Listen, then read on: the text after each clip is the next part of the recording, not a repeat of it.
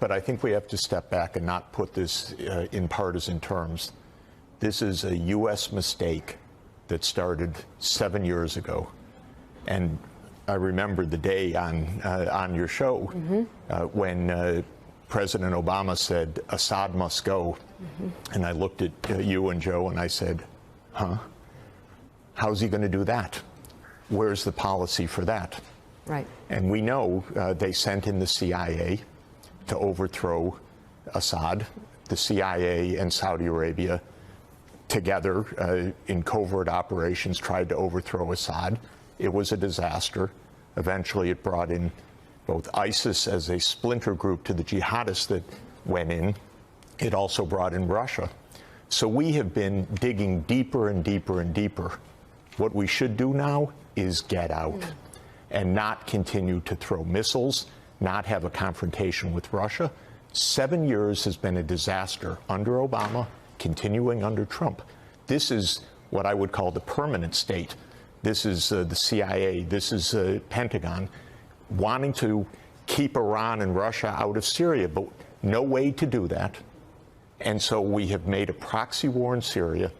It's killed 500,000 people, displaced 10 million. And I'll say predictably so, because I predicted it 7 years ago that there was no way to do this and that it would make a complete chaos. So what I would plead to President Trump is get out, like his instinct told him, by the way. That was his instinct. But then all the establishment, the New York Times, the Washington Post, the Pentagon, everybody said, no, no, that's irresponsible. But his instinct is right. Get out. We've done enough damage, 7 years. And now we really risk a confrontation with Russia that is extraordinarily dangerous. And secondly, and I think Professor Sachs is correct to say this is a massive humanitarian disaster. I think the numbers are actually 600,000 dead and 14 million displaced. So I'm in complete agreement with him on the scale of this, but I would like to see the United States try and be part of the solution.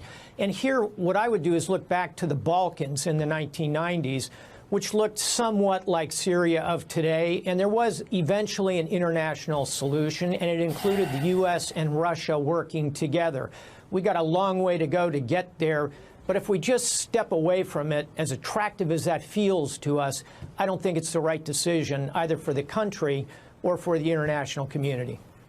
I don't think it's attractive, but I think we have to understand how this happened. This happened because of us. These 600,000 are not just incidental. We started a war to overthrow a regime. It was covert. It was Timber Sycamore. People can look it up, the CIA operation, together with Saudi Arabia. Still it's shrouded in secrecy, which is part of the problem in our country. A major war effort, shrouded in secrecy, never debated by Congress, never explained to the American people, signed by President Obama, never explained. And this created chaos.